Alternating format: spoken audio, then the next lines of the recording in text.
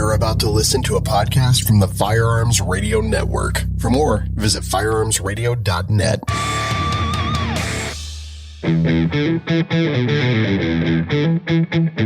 Welcome to the Firearms Insider Gun and Gear Review Podcast, episode 501. This show is brought to you by VZ Grips and Walker Defense.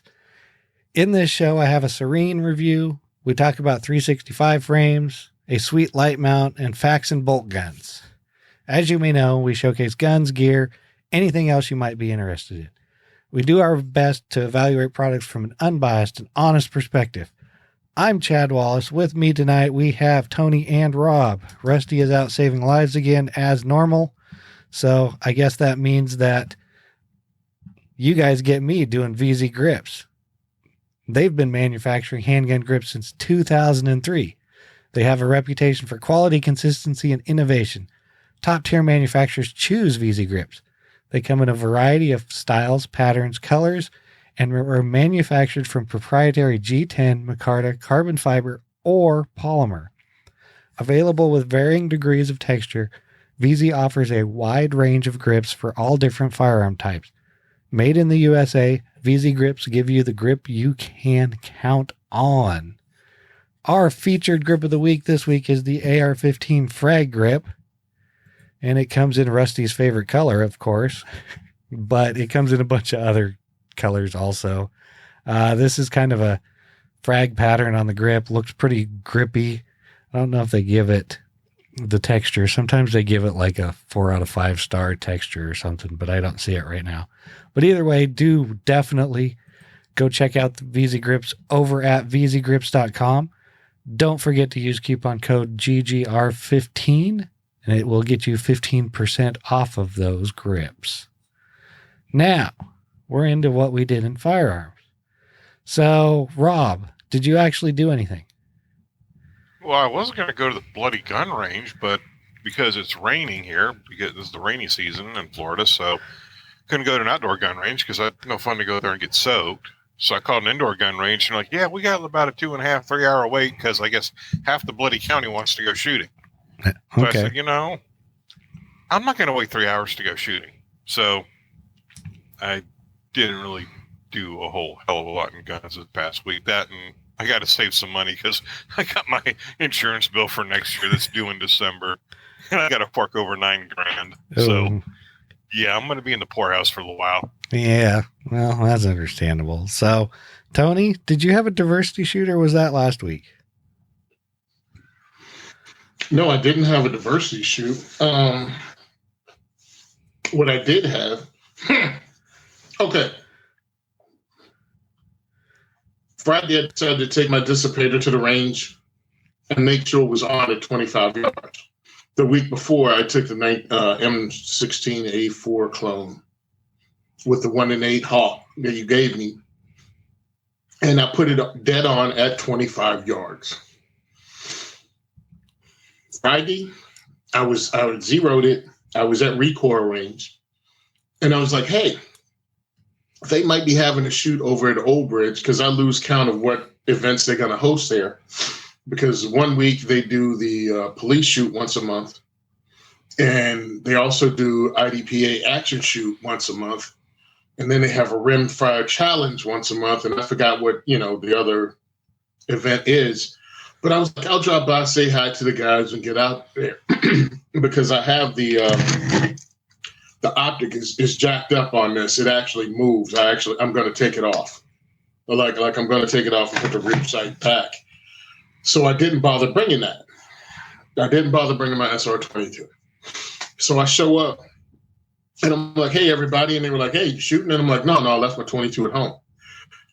Tell me they didn't give me a friggin' 22 to shoot. One of the guys was like, "Just use mine."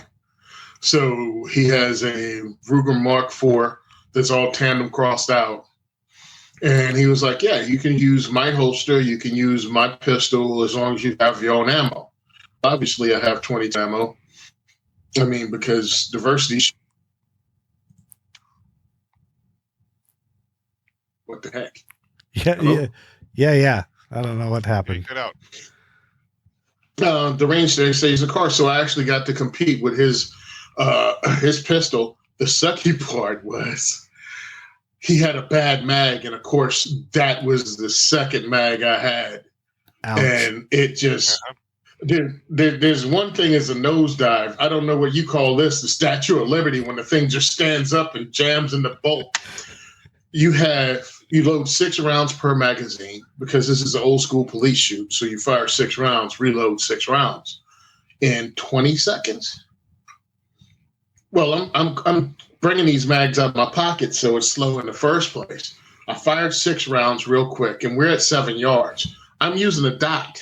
Now remember, I've only competed once with a dot. The rest of it is dry firing, and my dot dances like it's got a hula girl.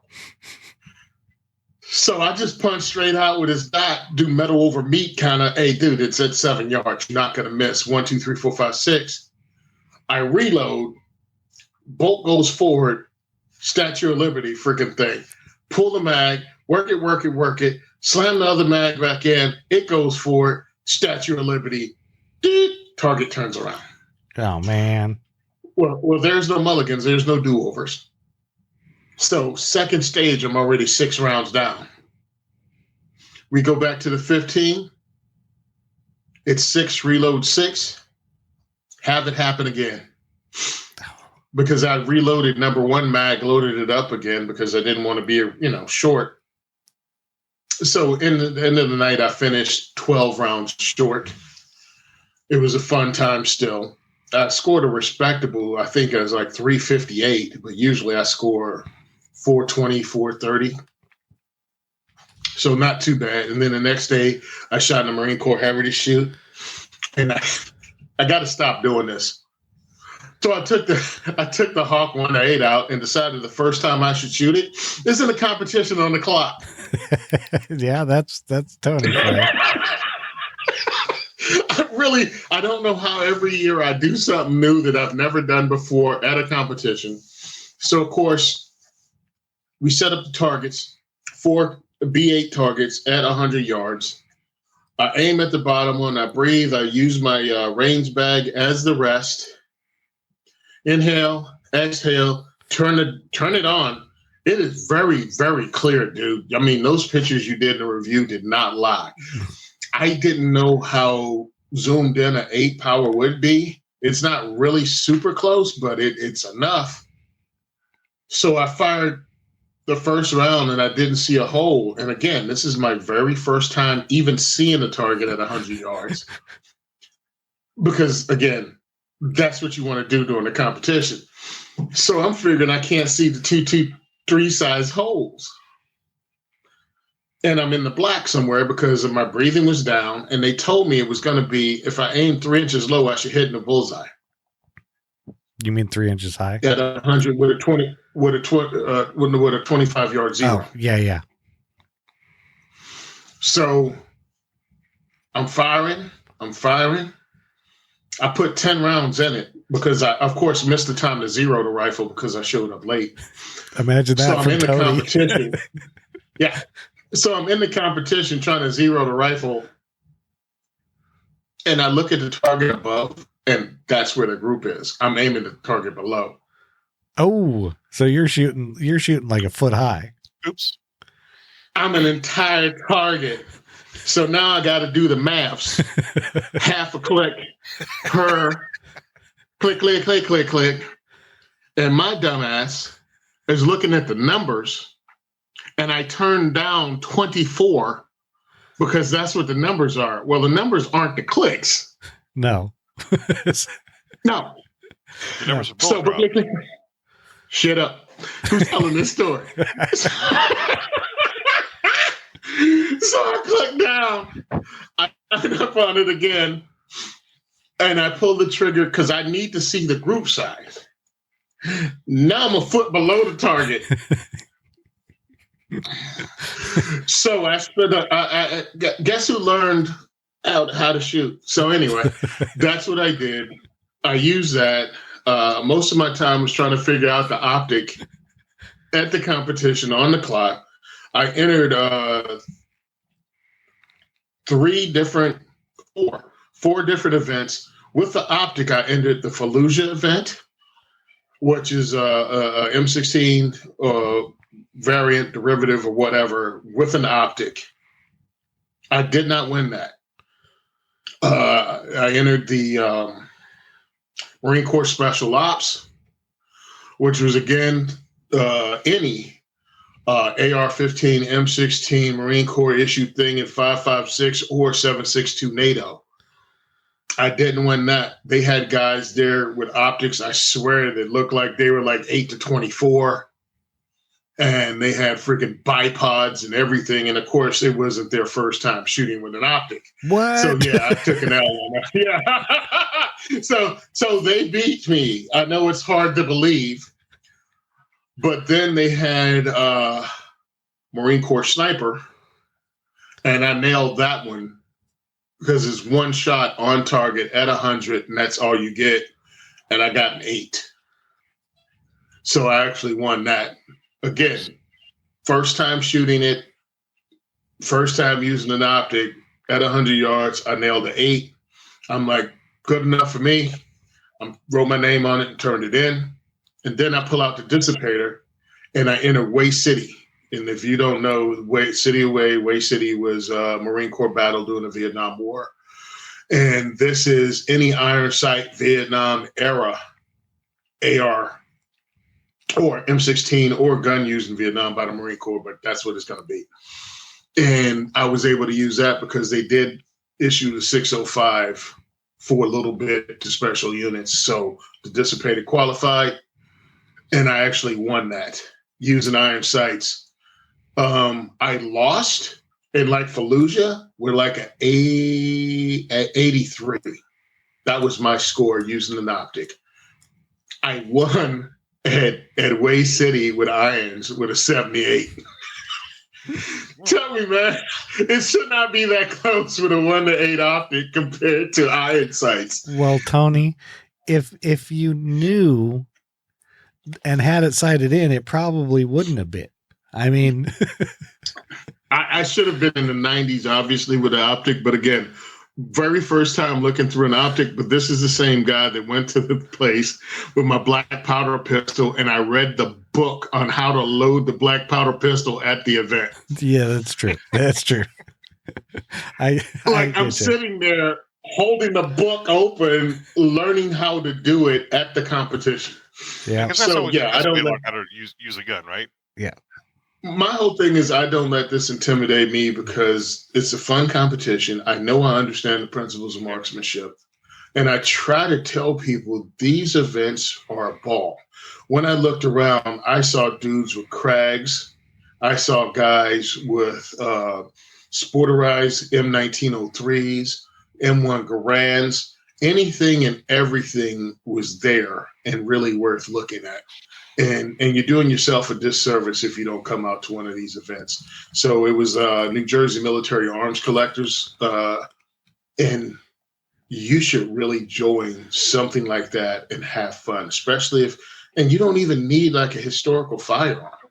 This was the Marine Corps thing, the special ops, was any AR with an optic. So like it could have.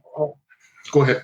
I was going to say with the iron sight event, do they count the Magpul pop-up sights, or does it have to be straight A2 old school style iron sights? The Vietnam iron sighted one has to be old school. I mean, it can be any old school AR, and because I don't have any old school ARs in my collection. Yeah, but I mean, you can still shoot iron sight in the other. You might take an L or you might not. But, because most people don't know what a B8 target is. It's an 8-inch target. Mm-hmm. And the black scoring rings are, 8, 9, 10, and X. But I think that's about 4 inches in diameter. It's like 4-inch target. So at 100 yards, it pretty much looks on the front sight post. It looks like the dot above an eye. Mm-hmm. Yeah. So for me to get that many in there, it was fun. It was a lot of fun. Please take your guns out and just have fun at local shoot. You don't have to have all kinds of gear like that, dude. It's not necessary. Yeah, not at all. Don't let these TikTokers and IG dudes who have all this drip. It ain't about that. Well, Tony, I competed in both events, Friday and Saturday, with my regular clothes, my regular stuff. I took mags out of my pocket. There was no special equipment. yeah, So you can compete and have fun. Please do. It's really worth it. And it gets you to get out and run your gun and also build your confidence in your own skill set. that it does. Even though mine was slightly lagging when I realized I was a foot above the freaking target. And then a foot below. Oh. And by the way, I really expected like groups like the size of a quarter, but I'm like, why would you expect that, bro? You're shooting like I was expecting like 1 or 2 inch groups. Did you have 1 really or 2 was. inch ammo? Exactly. I was using just regular, generic, big bag of ammo. Uh-huh. And understand that the AR or M16, they're between a 3 and 4 inch MOA. I mean, that's what the group size is. And if it shoots better than that, that's great. But because I watched, what's his name? Mr. Guns and Gear. Yeah. But then I remembered something. Mr. Guns and Gear shoots from a sled. Yeah. Well, that makes a big difference too. Well, remember, I Tony. would shoot from a sled when I'm trying to sight it in, but Yeah. I have. The reality is, when you're shooting it for real, you're not going to have it. So it's like, hold on, we stop there for 1 second. Let me get my sled and get set up, and then we can go on with this gun battle. Yeah. See, like, I get. I was gonna say, I get with some of my ARs. It's like if I find the right ammo or load ammo, I can get really good groups out of them. Like I have one that it shoots 68 grain. Super great. But they're match bullets. Like we're talking 1 inch group out of a 16 inch AR. Now I stick regular bulk ammo in that thing, and I'm shooting 3 to 4 inch group. Yeah, so I'm thinking, I didn't measure the group size. I took photos, and I realized I'm like, dang, dude, I didn't. You have to turn the targets in, and I just took pictures. But I'm thinking 3 to 4 inch groups because you got to count all 10 shots. That's what you scored. Right. And I'm landing across the rifle bag. I'm keeping both elbows on the ground. I have both my feet in the same spot, and you're trying to be as careful as possible. Now, I assumed, again, this is me with an optic, that every breath would like make this thing move up and down, almost like video games, but that is not true. That thing sat dead still. Not with an 8 power. I mean, you get up to a 16 power or something, and you can see 16, 20 power, then any little jiggle is gonna make that thing move big time. Oh, okay. That's why when I do long distance, if I'm doing less than 300 yards, I'm maybe 10, maybe 12 power. You don't need a 15 power or a 30 power scope at 100 yards. No. That's overkill. Didn't know. I mean, you know what I'm saying? I just assumed that every breath would be, and I would have to do the pause. But I'm like, dude, this thing is still, let me do my breathing, but I'm not sure I'm making a difference. And the groups are just bigger than I thought they should be. But then I had to talk to myself, and I'm like, 1, first time using it, in that. 2, you're using bulk ammo, bro. Yeah. That's so I was able. Go ahead. You're talking bulk ammo. You're not talking like the match grade or any like the Hornady Precision. Yeah, you're doing pretty good for that. I mean, bulk ammo is an inch group at 100 yards. If not, mess with me. It's not bulk ammo is about that big around at about 100 yards. Yeah. All right, cool. Then that's what I was doing, so I don't feel that bad. That's what the mil spec is. An inch group, about that big at 100 yards. You're trying to shoot a man at 100 yards, right? Oh, so I'm feeling bad. I'm feeling bad about myself. Well, this is Cherry Ridge Range in Vernon, New Jersey. It's the ANJRPC, Association of New Jersey Rifle Pistol Club Owners Range. And between some of the targets, they have IDPA target steel. And I'm like, I effing suck. I can't shoot. Wait a minute. They got a steel target over there. Let me see if I can hit it. Ding, ding, ding, ding, ding, ding, ding, ding, ding, ding, ding, ding. Mm-hmm. All right, cool. You know what I mean? Because you guys shoot, and sometimes you can have a off bad day, and you just suck. And you couldn't hit the water if you fell out of a boat. And I thought I was maybe having that kind of day. And it wasn't. It was just I'm learning this new thing. And yeah, it's going to be a 3 or 4 inch group. And I got it. And I'm cool with it because all of my group sizes were 3 to 4 inches. Right. So it was just point of impact that was changing because I was dancing around. And again, one shot, hit the 8 ring. Good. We done here. There you go. Tony. You did fine. I mean, I wouldn't worry about that. I wouldn't sweat that stuff, especially first time with the rifle. Were you what? You were seated, right? I was seated at the table and, again, firing over a rifle bag. Yeah, because most of the time when I do shooting when I go out to 500, 600 yards, I try to do prone with a nice bipod, rear bag, all that crap. Mm-hmm. You know. No, I just pistol grip, my arm on the other shoulder, holding it in my chest. Yep. Yeah.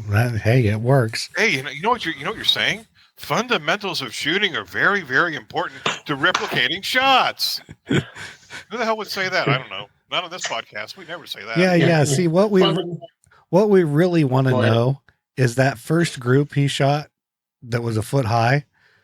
How good was the group, even though it was a foot high? It was about 4 inches. No, it was like 4 or 5 inches. It was bigger than that. I mean, it was good. Okay. I'm like, okay, but I knew that first one is going to be nerves. It's going to be everything. It's going to be me settling down. Yeah, because you got to bring it in. So you get to shoot. It's from 9 a.m. 9 a.m. to 1. So you can, if you're just going to pick one event, you can keep poking holes in paper and just enter that, cherry pick your best and enter it. Right. But this thing is so much fun, dude, because you got Korea. So it's every Marine Corps gun used during the Korean War. It's any Chinese gun, and it's any gun used by the UN long arm. Oh, yeah. So you get between 1950 and 53. Yeah. Nice. Yeah. Then you got the Battle of hold on. You got Korea, you got Guadalcanal, and there were dudes there with Johnsons. Nice. So you can have a Johnson. I think you had like Marine paratrooper. So you had those guns. I'm telling you, it's worth going to something like this just to see those guns live, dude, just to see dudes run. Yeah, they're live. You had 30 carbine. You had 30-40 Krag there. You had rolling blocks. Huh. I got one of those 30 carbines with the collapsible paratrooper stock. Mm-hmm. Yeah. I mean, I wish I had something like that around here. I could do a competition like that. That'd be fun. Yeah, no kidding. That would be fun. It's set up to be fun. I don't know. Yeah. The Paramarine is a Johnson 1941. Then you run Incheon. Incheon is an M1 Garand. Kason, M1A or M14 clone. Yeah. Okay. Way City, a full-size AR, mil-spec, no tricked-out rifles. 20-inch stock. So Fallujah, trigger, any of that kind of stuff?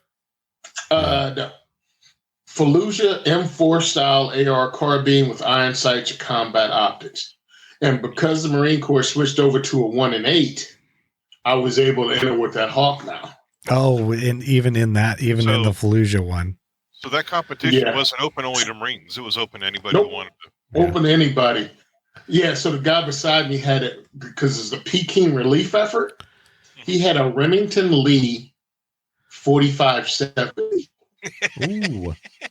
Cool. Nice. Yeah, they got the battle. They got the Battle of Guantanamo Bay. You have to have a Lee Navy N 6mm. Ooh, yeah. Oh, and they have one called Samir. I was in the Marine Corps. I have no idea what the Battle of SAMAR is. Samar. He had a Winchester 1895 and 30 and what was that, 30-40? I'm watching this dude load this lever action 1895 Winchester like right beside me. I'm like, what the heck? So the battle, Tony, the Battle of Samar was an action in Leyte Gulf. Oh, really? Okay, that's what it's saying. Battle of Samar. Wait a minute. Battle of Samar and Leyte Gulf? That had to be during after we took it over from the Spanish, just in the Philippines. That explains the lever action rifle. 1944. This has got to be the wrong time frame. Yeah, that's definitely the wrong time frame because this 1895 ain't going to be in World War II. World War II battle. So welcome to We Don't Know History, Doc. Well, Google knows a lot of stuff, but it's got the wrong time frame. My whole thing is there's even stuff for surplus rifles. So they have a winter shoot coming up, and I think it's either in December. I think it's either in December or January. It's cold as a mofo out there. It's like 20 degrees when we shoot, if not colder. But it's American history battles that took place in the winter. So they're going to have the Battle of Trenton. They're going to have the Frozen Chosen from the Korean War, Battle of the Chosen Reservoir. So they're going to have these events named after things throughout history. And it is 100% worthwhile breaking out your surplus rifle. Yes, you'll have room for your SKS. You're going to have the Finnish War. You're going to have the Great Patriotic War. You're going to have the Battle of Stalingrad, where you can have an optics quit Mosin or an SVT. Can you bring a PPSH if you to the Stalingrad one? You need to calm down, bro.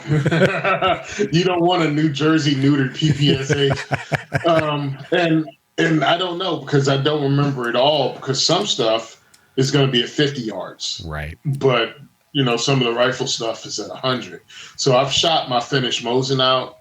I thought I won, but I didn't. I came in second place with it before. All right. So, I know this whole thing is what you did this week, guys, but really, That's what Tony did. People to understand. I really want people to understand that you can enjoy firearms. Everything doesn't have to be about self-defense or zombie apocalypse. It can be, you can have a classy firearm that you do more than just stare at. Or you can have unclassy firearms like I shot. What'd you shoot? Well, you didn't see the picture? It makes great radio. Yes. Yeah, the High Point 3095 carbine that I put my subgun can on. That was great, dude. So, how many people commented that the can costs more than the gun? The thing is I Form 1 that can. So so technically $200. Plus, I think I had like $30 in materials in it. So, nice. So how quiet was it, bro? The thing was, it wasn't as quiet as I would have thought because that 30 super carry ammo is supersonic, especially out of that, 1200, right? Or something, especially out of that carbine. So you still heard the crack. So it was, and plus it's a 9mm can, so there is extra space in it. So, but yeah, it was quiet. It was hearing safe, but you could definitely hear the crack. That was, definitely. I was like, so I took that out. I was like, I'm going to put the suppressor on it and see how. It's not subsonic. You're not going to get rid of the crack because that's physics. Yeah, exactly. And being a carbine, it probably speeds the ammo up a little more than a pistol would. So at least I didn't chrono it. So who knows? I did take the other, review guns that are here out. I did take the Lone Wolf. I did get in a sweet leather holster from Rogue Apparatus and showing it on the screen for the Lone Wolf for Glock style pistols.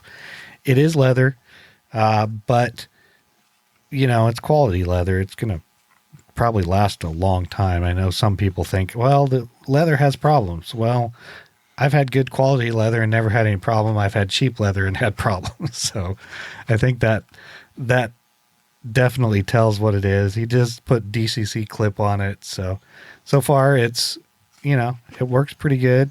So looks like inside the waistband. Yes. It did come also with a wing attached to it, but I took the wing off because I didn't need it and don't use it that way. I did get the Hollow Sun mounted up to the Lone Wolf also. So that's why one of the reasons I took it to the range. Then after I came back from the range, I decided that the, G-Force Arms Rapture, carry pistol needed an optic on it to try it out. So I pulled out my Swamp Fox optic and put on it. The nice thing about mounting an optic to this is you can use an RMR pattern or an RMSC pattern. This is an RMR one, but and they mount direct.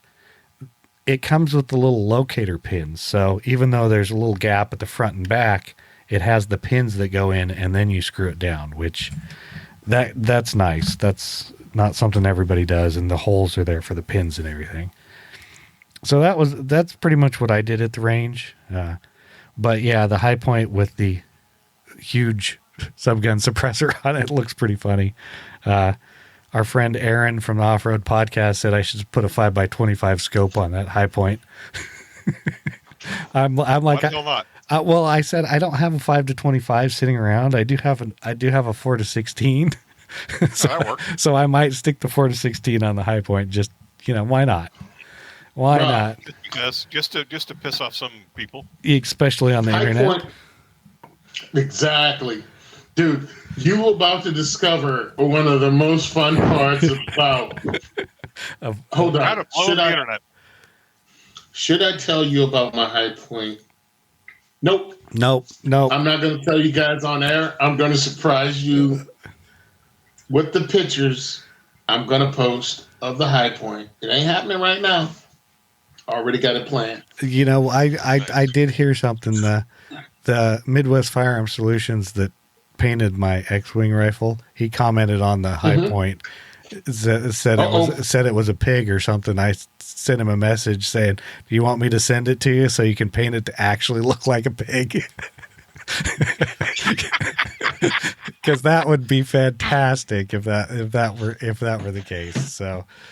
So I guess we'll move into the announcements now. Of course, bandwidth sponsors, our friends over at Patriot Patch Co. Don't forget they have the Awesome Patch of the Month Club. You can get awesome, like it's a bonus month this month, so you get an awesome, whatever he called it, Bullet Bill patch, and this other cool patch. Crystal Pete. Yeah, whatever. It's that patch is hot, dude. That Eagle patch. Oh yeah, you mean the turkey patch? The turkey eagle patch. Oh, is that what it is? Well, yeah. Oh damn! It's a turkey. See, vulture. you see it? See the. Yeah. Oh wow. The turkey vulture. Because I glanced at it. Because that's what somebody wanted the actual bird to be was the turkey vulture. Yeah, Ben Franklin. Yeah. No, I got it confused with this one. Oh, okay. That one's pretty cool too, though. So. I forgot what month this is. Hey, it doesn't matter. So definitely go check them out. Also, if you want to buy some, gun gear reviews stuff, you can check out the merch tab at thefirearmsinsider.tv. Don't forget, we have tons of affiliates and discounts. It's coming up on Christmas season here. I figure here on the one that releases on Black Friday, we will have our annual Christmas episode like normal and pick stuff that, we might want to buy or whatever. So there is that. Rob, do you want to read the disclaimer or do you not care? I don't care. You want me to read it? I'll read it. Yeah, whatever. It's up to you. Well, whatever. The views and opinions expressed in this podcast are those of the individual co-hosts and do not reflect the official policy or position of the Firearms Radio Network and or their employers. This is not legal advice, nor should it be considered as such. Viewer discretion is advised. This is especially true on live shows. And because we actually have a main topic tonight, that's going to be sponsored by Walker Defense Research. Walker Defense provides shooters with the finest, most innovative quality tactical accessories and firearm components around. From their Nile grip panels to their Nero muzzle breaks, no details are ever left behind. Only top quality materials are used in the manufacturing process. Together, all of this gives you some of the best firearm performance around. Everything they have to offer is proudly made in the USA. Walker Defense, where American ingenuity meets bleeding-edge technology. And our product of the week is their nickel boron bolt carrier group. And I think it might be on sale. Yeah. It says so in the notes. It still is. Plus, I think even with the sale, if you visit Walker Defense at walkerdr.com and use the code Insider15, you'll still get 15% off everything over there. And that includes sale items, I believe. Nice. So I don't quote me on that, but definitely head over there and check them out. Click through the links. Right. Chad says you own 15% off. yeah, exactly. So, like Rob said, we have a main topic, the product review. It is the Sencut Serene. It is a folding knife for you that are listening. Basically, it's an EDC knife. When you're looking for one of these, average person usually wants quality at an affordable price. At least the guys on here usually do. So the Sencut knives brand might just have what people are looking for. They did send this Serene model out for me to use and review. I did opt for the blue handled version with the satin blade finish, but they have other color options if that's something you're looking for. The Serene is a button lock flipper style knife. Also has thumb studs on it for opening, not just the flipper or button. That means there are 3 ways of opening it up, of course. Either flip it out with the flipper or by the thumb studs, and they are ambi thumb studs. But being a button lock knife, you can just push the button lock and then flip it out or open it up that way, depending on how you want to use it. I personally really like knives that have multiple ways to open them, especially in EDC knives, because you never know what kind of situation you'll be in where a flipper won't work, but a thumb stud will, something like that. That's me, but hey, everybody's different. Being it's a button like and flipper, the button is spring loaded so that it does catch the blade at full extension, lock it in place. I did find the button to work very well on the Serene. The blade seems to lock up tight. Another great aspect of the Serene is how smooth it functions. It's running ceramic ball bearings, and they do make it feel like you're getting a much higher price range knife, typical from Sencut, or if you don't know, they are also owned. We Knives and Civivi and Sencut are all owned pretty much the same company. Now, the heart of the knife is its blade steel. Serene uses D2 and a hardness of 59 to 60. D2 is an excellent choice for anybody wanting an everyday use knife. It's not considered stainless steel, so you will need to clean it and oil it every so often. But D2 will give you good edge retention and toughness. Of course, not as much as high-end steels, but the Serene's a budget knife that performs above its pay grade. Because the D2 blade is fairly tough, it takes a little more to sharpen it. Also means it'll stay sharp a little longer. I am a fan of D2 and steel and knives, so I do believe the Sencut made a good choice using it for the Serene. So, since we're on blade steels, let's get into the blade itself. It does use a 3.48 inch drop point style blade, so it's not your tiny knife. It is basically curved up from the blade's belly to become a point. The Serene uses a shallower curve than what I would call your typical drop point blade. It does really have a flat spot it doesn't really have a flat spot in the cutting edge along here. It's kind of curved along the whole way, but very gradually on the belly. I did find the shape to be very useful in most of my cutting needs, of course. Sencut did also put some decent jimping on top of the blade. Gives your thumb some grip to grip the top of the knife, of course. The Serene's blade is also very thin. It makes it easy to slice through stuff. The flat grind is also probably helps with that too. I am also a fan of the blade's thinness because of that flat grind and the way it's shaped. As with any knife, usually needs some sort of handle or frame. Imagine that. The handles on the Serene, I mean, not always. I mean, these are made from aluminum. They come anodized in different colors. Sencut didn't put any texture on the knife's handles. They aren't necessarily smooth, as there is what looks like to me. They bead blast the finish before they anodize it. But it does feel smooth to me. There is a finger curve cut out for your index finger. This does give some grip in your hands so it won't slip off the knife. The shape and smoothness of the handle does make for a comfortable feeling in the hand. One drawback I found with the Serene is that the anodizing does wear off pretty easy, especially around the edges. Dings show up pretty easy in the anodizing too. The Serene also has a tip-up reversible carry clip. The clip is designed for fairly deep carry. It's decently strong to hold the knife in place. Typical Sencut or Civivi clip. So the Sencut does fit my EDC style nicely. The blade length fits in where I like them, usually somewhere between 3 and 3.5 inches. The thin D2 blade stays sharp and cuts nicely. The handle may be smoother than I like, but some people prefer a smoother handle. It also is pretty lightweight. I really don't think you can go wrong by looking into the Sencut Serene. Knife has good attributes, especially in the $50 price range. So, head over to Sencut.com if you want to check it out or anything else. Now, the Firearms Insider key points. Claim to fame, lightweight EDC knife. Target market, pretty much those wanting a quality flipper knife that won't break the bank. Now, here's the features and benefits of this thing. Overall length is 8.17 inches. The width is 1.43 inches. The height, which is 0.68 inches with the clip. Closed length is 4.69 inches. Blade thickness is only 0.12 inches. The handle thickness is only 0.47 inches, not counting the clip. It weighs 3.43 ounces. Let's see, get down here. We already sent over some of this stuff. It does have a hidden lanyard bar in the rear if that's something you're into.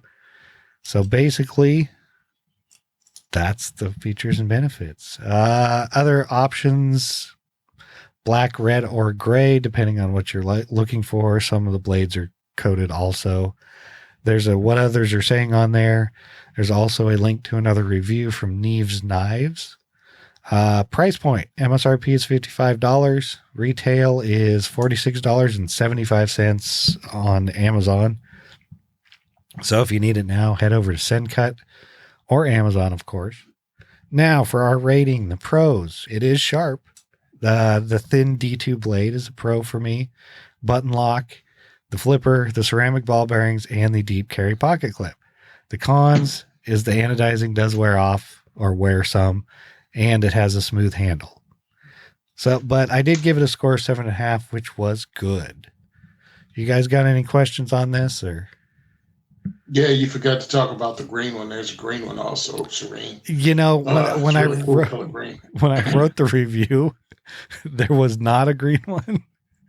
Okay. And I realized that because, there's a green one, but like if you go to the Sencut's website, they only show right. Exactly. It's like, I went to Knife Center. Yeah. Yeah, I went to Knife Center, and it's $46.75 there too. Yep. Okay. But you can also stack points on Knife Center. I don't know what comes out of it, because I've ordered stuff before on my own account. I don't know if they give you a discount or whether you can pick up some stuff. I'm guessing it's probably like other places. You spend $100, you get like a point, and then like once you get like 10 points or something, you get $1 off or something. Who knows? Okay. Yeah, who knows? My whole thing is, it looks good. The D2, bro, how crazy is D2 is now under $50. Well, and that's the thing I will mention that I didn't mention this in the review because it wasn't in there. I left some crap on the knife. I don't know exactly. And so there's a little like fuzzy mark in the blade. You can't see it on the camera. You can kind of see it right there. Yeah, right there. Yeah, it's just a little thing from leaving dirt on it too long, and it kind of did that. But it's D2, but it's not stainless. So for $50, it sounds like a fairly solid knife for everyday carry, for use in the woods. For prying crap open. Yeah, and some people like the smooth handles for the fact that you stick them in your pocket, they slide in better. They don't grab. They don't wear out your pockets. True. I prefer a little more grip to it, but it's still a decent. It's still a decent knife that I still carry. Is this the part where we all show our knives? No, only if it's just funny. I'm just taking the knives out of my pocket that are actually in my pocket. All 5 of them. Yeah, it's just 3. I got the Launch 3, and it's smooth because it's got the aluminum sides. Right. But I never went, oh my goodness, it's slipping out. Yeah. Then I got the Shuffle 2, and it's textured, but it's not rough. You know what I mean? Yeah. So it's a textured slide. And then I have the Kershaw with the Emerson Wave and it's slick on one side and it has kind of G10. Yeah. Like I think this is micarta, but it's not. So I'm like, I don't know. I don't think that whole like really rough, like tear your pants up is that even a thing anymore? I think it used to be. I think you can still get knives that way. I just prefer some texture on them over super smooth. But you know, it's personal preference, and that's what I try to get through on those things.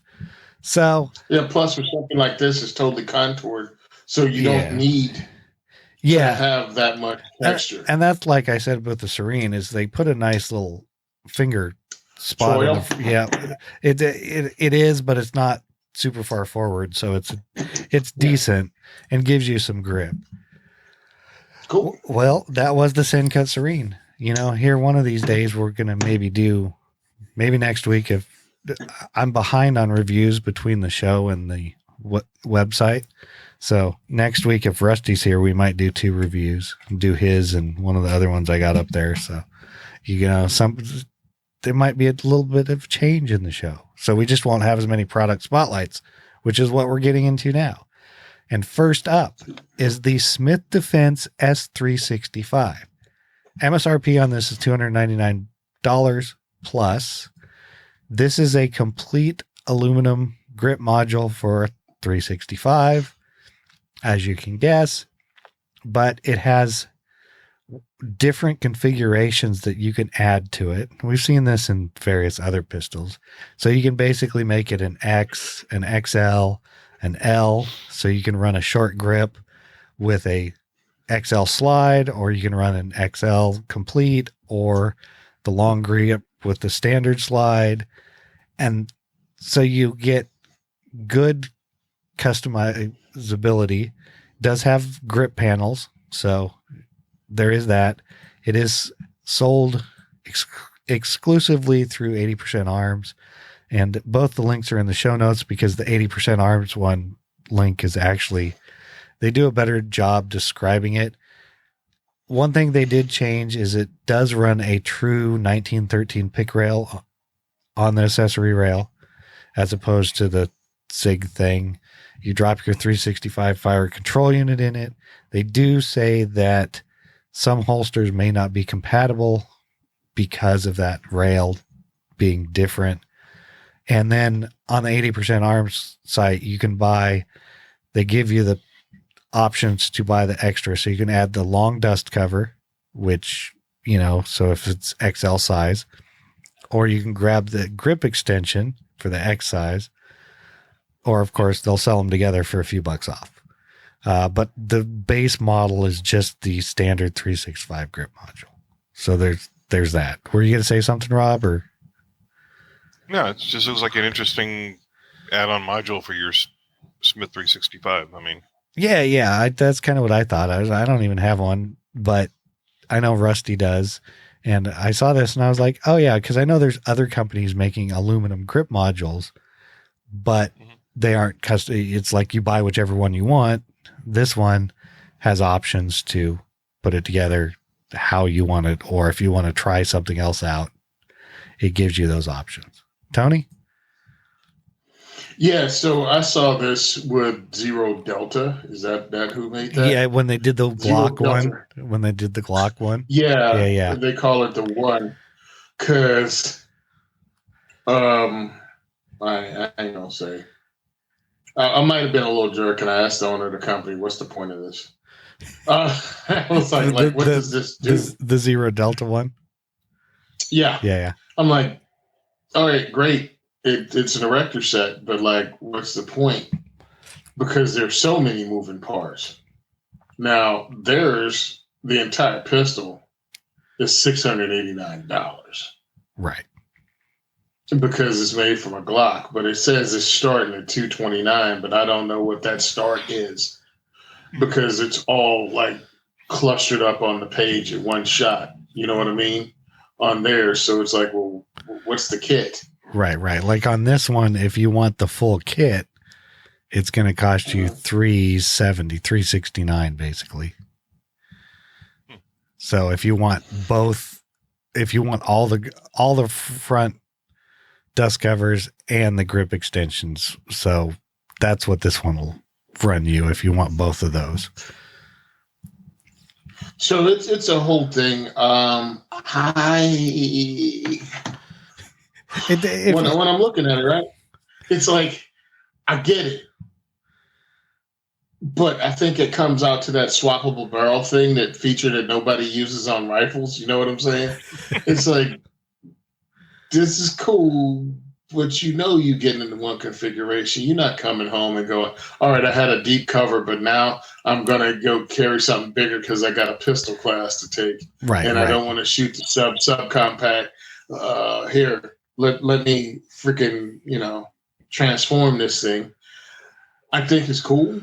I think you'll pick one of the sizes, but truly, there's other things that you can do, because usually you get a gun and just pick that size. Now, I live in Jersey where we need a pistol purchase permit, and legally by law it should take 30 days or less, but they drag it out to as much as a year. So I understand getting a pistol like a P365 with that FCU and being able to configure it to different things, but in reality, I don't know, because you're still not getting a separate pistol. No, and you still have one trigger, one everything, and it's just going to be one gun. Yeah, and that's the thing with stuff like this. It's like, price wise, like for, I think Mischief Machine makes an aluminum frame for a 365, and they're in the same price range. So if you want like a metal frame, basically, this is the price you're paying. This one just adds, has a little bonuses if you want to try the longer grip out or the shorter grip. That's really what it has, and it's still an aluminum frame, still has grip panels, so you get the same features as the other people. You just might get a few more if you want to try that out.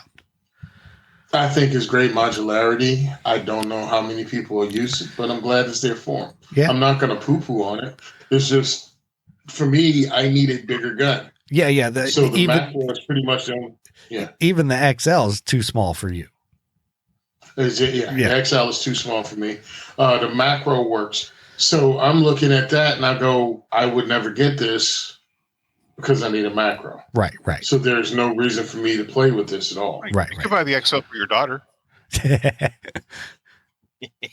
After milk.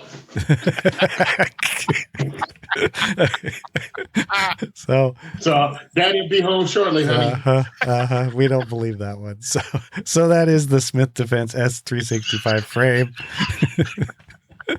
Now we're going to get into the Schaffer Machining light mount. Now, I put this in it. They make a bunch of cool accessories, and you might think, oh, it's just a light mount. MSRP is $85 on this thing, but it is a little bit cooler than some of the others. It is machined nicely. You can get it for M-LOK or Picatinny. Various colors: black, OD green, desert tan, or clear. The one I put in the show notes is for Surefire Streamlight mounts. So your standard Scout mount is what this one's for. You can set up left or right mount.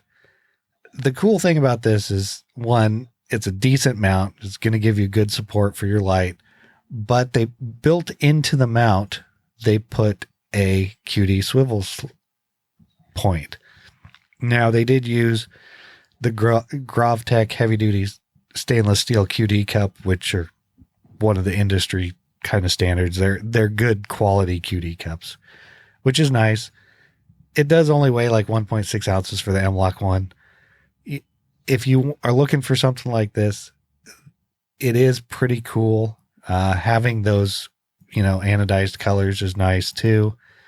It's just something different than, if you buy just a standard like Scout mount from anywhere else, you're going to pay like $25 minimum. Even the cheap China ones are like $20. It's like, so paying $85 for a decent light with a QD swivel slot for your sling, because if you're mounting the light all the way up towards the front, a lot of times that's where you want your sling anyway.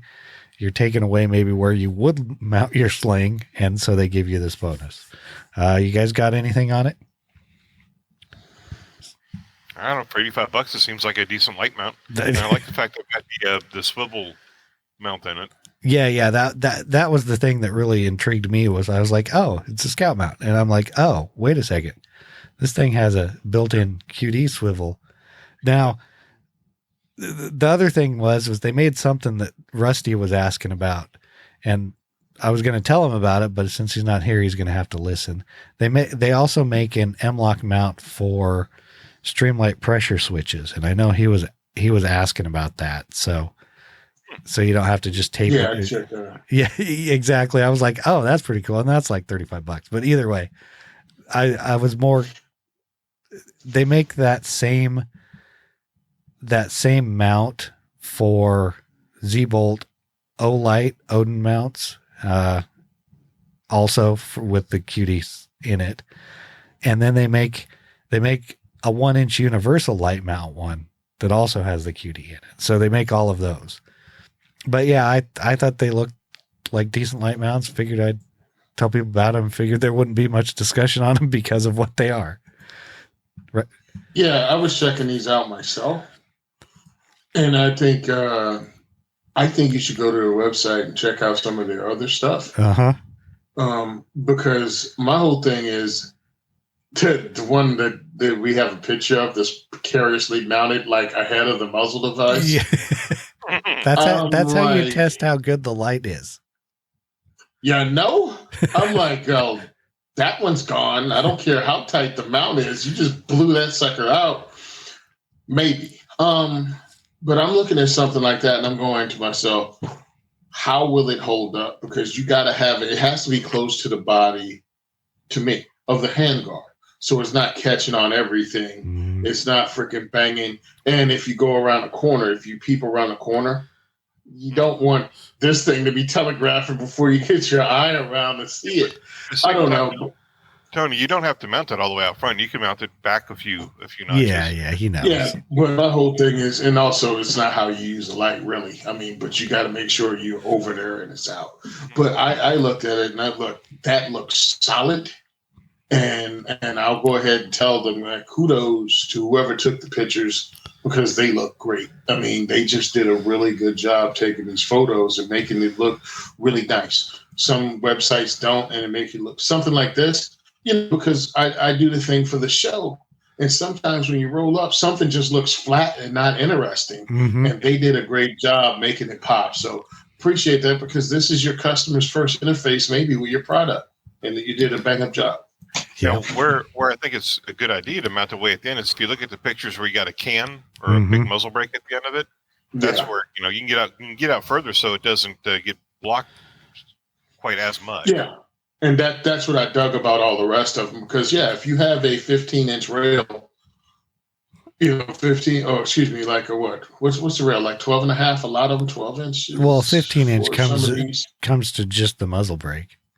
Usually. Yeah, 15-inch comes to a muzzle brake, but some of them aren't 15. They're like 12 or a little shorter. 12 and a half. So you're going to have that, you're going to have that shadow. So having it go up a little more and having less of that blank spot, I think it's a great idea. And it looks like these are they look well made and hopefully they're tough because if you start running this in classes and slamming them in the barricades and stuff like that, because you do, it's got to work. Yep. Yeah, that's what I was thinking. And that was the Schaefer Machining light mount. Next up, we have the Faxon FX7 Pershing rifle. MSRP on these is $2,600. Yes, they are making complete rifles. The one in the show notes is 6.5 Creedmoor. They make a few others. They're all in the same price range, basically. But this is their precision rifle. It has, of course, their action, which they are making barreled actions. They are starting to make. You can buy just a barreled action or just an action if you would like. They are based on the Remington 700. Which stocks they fit, of course, or chassis, you will know. It does this. Back to the FX7 has an integrated 20 MOA pick rail, integrated recoil lug, and has a 70-degree bolt lift. 6 lug configuration arranged in 2 rings of 3, short action stocks and compatibility with, whatever you want. Remington 700 pattern trigger compatibility. Of course, it compatible with their FX7 prefit barrels and similar, depending on what you're looking for. It uses AICS magazines. It's a 416 stainless steel body, 4340 carbon bolt, which includes Faxons flame fluting, because of course that's what Faxon does. Uses an armor lube DLC coating, so it enhances durability with providing a low glare finish. Interchangeable bolt handle, does run M16 style extractors, plunger style ejector, and it comes with a Trigger Tech primary trigger. Barrel specs: 416R stainless, 5R button rifled, honed, and lapped. Since this one's 6.5 Creedmoor, it's 1-in-8 twist. It is a 24-inch barrel, and they run an M24 profile on that. It is threaded 5/8 24. It is magnetic particle inspected. It does have a recessed target crown. Now, if you want dimensions, this whole thing is 44 inches long. Now, from width with closed bolt handles, 3 1/8 inch, 1 3/4 on the rest of the rifle, and 8 inches high from the bottom of the pistol grip to the rail. It does weigh 12.5 pounds because it is that type of rifle. Of course, it looks like it's got an adjustable butt pad. It also has an adjustable cheek piece. Your pistol grip pretty much goes straight down like most of these do. This is, in my opinion, set up for like PRS shooting, or I could be wrong, or something to that effect, because it's definitely probably not a hunting rifle. I mean, depending on the type of hunting you're doing, maybe not.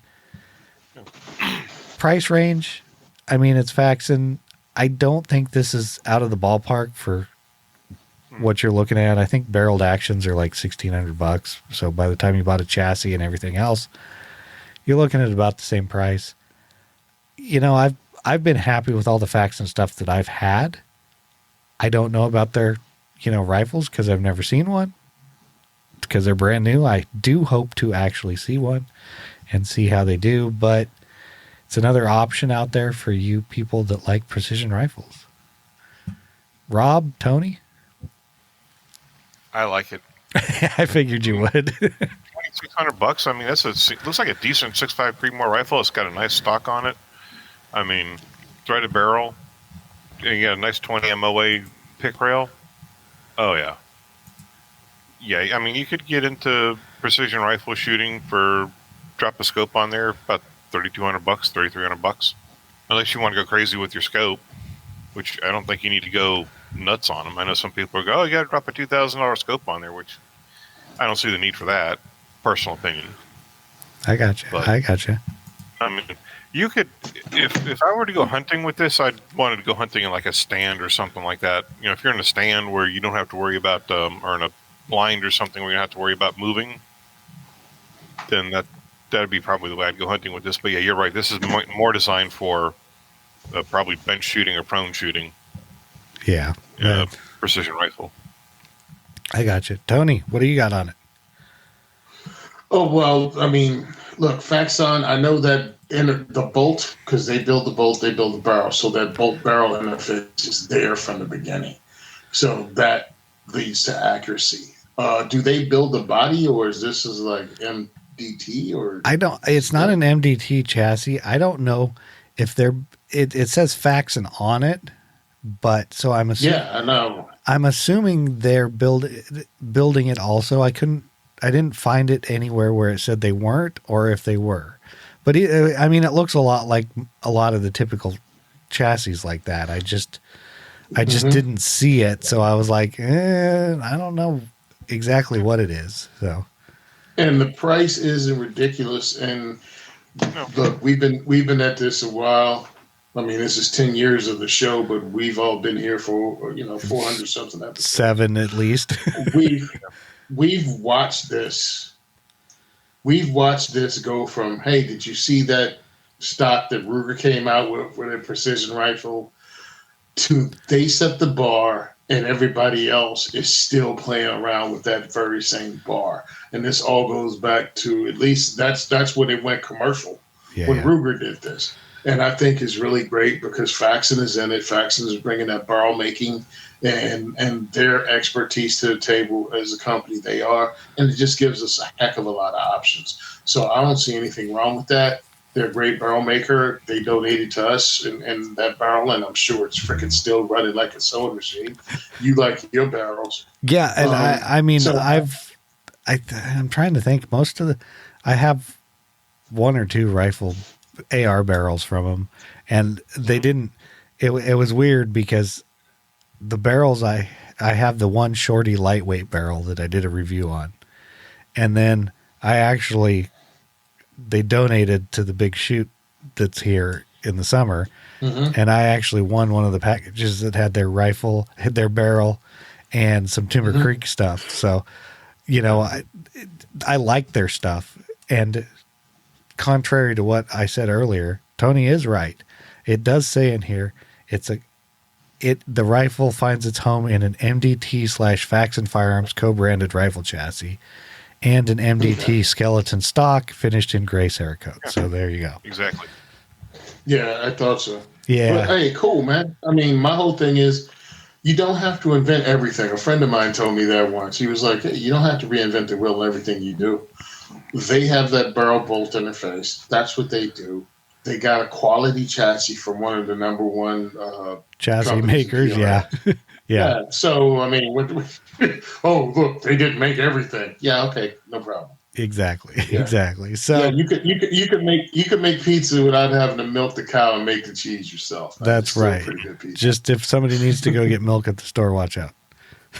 Watch it. They may not be back for 20, 30 years. That's right. So that was the Faxon FX7 Pershing. Now, listener feedback. This just rolled in, I think, yesterday. It says, great podcasts, 5 stars. This is my must-listen-to podcast on Fridays. Love the reviews on latest guns and gear, also the banter between the guys. Tony, thank you for what you are doing in the gun community. Rob, 45 grain subsonic 22 long rifle is the only ammo that will cycle a suppressed 22 in my opinion. Keep up the great work, guys. Oh, and what's the deal with Diamondback? Just asking. Thanks, Bobby B. Well, thank you, Bobby B. Yeah, let's chat after that. Well, I think I think Diamondback. You've probably listened to the stories about how Diamondback hates Tony now that they listen to the show, but I never said anything bad about it. I know. I did say something bad because we were talking about a new rifle that they had come out with, and they happened to have one at the local Sportsman's Warehouse store. So I went and looked at it before the show. I was like, oh, okay. I'm like, oh. So I'm looking at this. The machining on this thing was terrible. Let me preface this with the Diamondbacks coming out now are not like the one that I looked at back then. And the machining on the barrel was terrible. It was rough. Like you went to cycle it, and brand new ARs are sometimes rough, but this one was rough. And then I proceeded to look down it like you would sight down the rail. The handguard rail literally, I like to say, had a wow in it because instead of going straight, it curved a little down. So like the front and the rear were where they were supposed to be, but in the middle there was a slight curve to it. And not like it literally, you could see it. And I specifically asked the person behind the counter, I'm like, so does this rail have something wrong with it? And he's like, yeah, it's got a curve to it. I'm like, okay. And then Tony proceeds to go down to the next day after they listened to it. And I trashed their thing, and they didn't talk to him again for a couple of years. It's not only that you trashed it, Zane trashed it. I know, we all trashed because it. he was at a friend at NRA in Florida. Oh, that's right. You were friends at NRA, and I mean, you saw it somewhere in right. Oregon? Yeah, and I mean, it was at the local gun store, so to speak. big story. So you in Oregon, you saw it. He was at a Friends of the NRA, and it was one of the prizes, and he was talking about how it was put together. So I'm at the Great American Outdoor Show. I meet these guys on like, let's make up a day, Wednesday, and introduce myself, and we talk about stuff, and they let me leave my bags and coat and jacket, everything at their booth. And that could be my home base. They give me water. I hang out. They talk about how their quality control is this, how they test fire all their rifles. And I mean, I just got to break down how Diamondback runs. And I was like, cool, we talked about you on the show previously, but that was like over a year ago. I can't remember everything. And I looked it up like Diamondback, and I was like, yeah, it's this show. Man, the next day I come in, I got coffee, I go over to see them, and they look at me like I just farted in the pool. So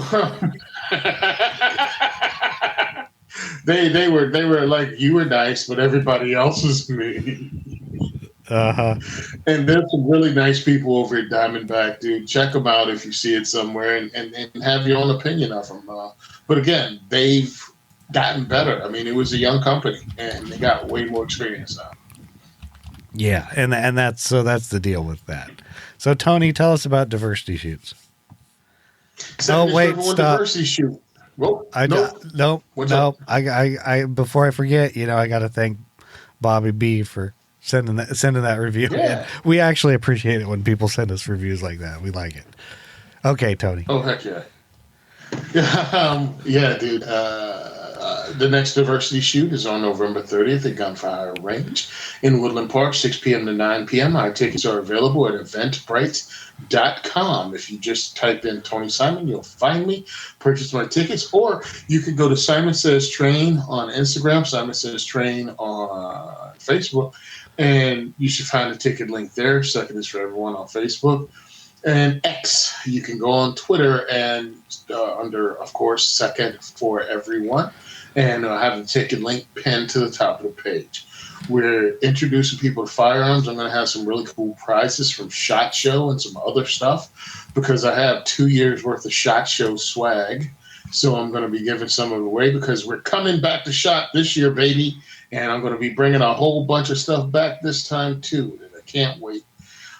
So I want to help spread that. So that's going to be at the Diversity Shoot. We also have one on November 14th at Recoil Range. Not November 14th, December 14th at Recoil Range. So all those tickets are going to be available, so you can go to the last two events of the year. I hope to see you. We're going to have a good time, and we're going to have an amazing 2024.